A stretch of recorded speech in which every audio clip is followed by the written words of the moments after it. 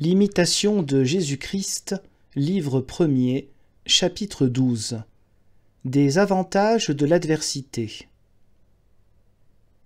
Il nous est avantageux d'avoir quelquefois des afflictions et des traverses, parce qu'elles font rentrer souvent l'homme en lui-même, en lui faisant connaître qu'il est ici-bas dans un lieu d'exil, et qu'il ne doit mettre son espérance en aucune chose du monde.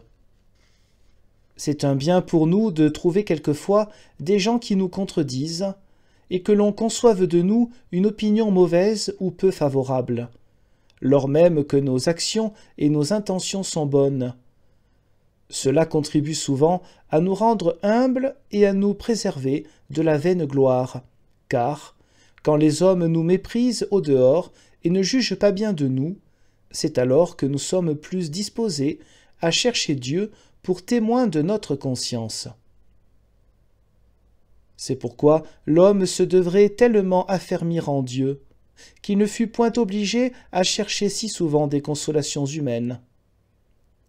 Quand un homme dont le cœur est droit se sent affligé, ou tenté, ou combattu de mauvaises pensées, il reconnaît alors mieux que jamais le besoin qu'il a de Dieu, sans lequel il voit bien et qui ne peut rien faire de bon.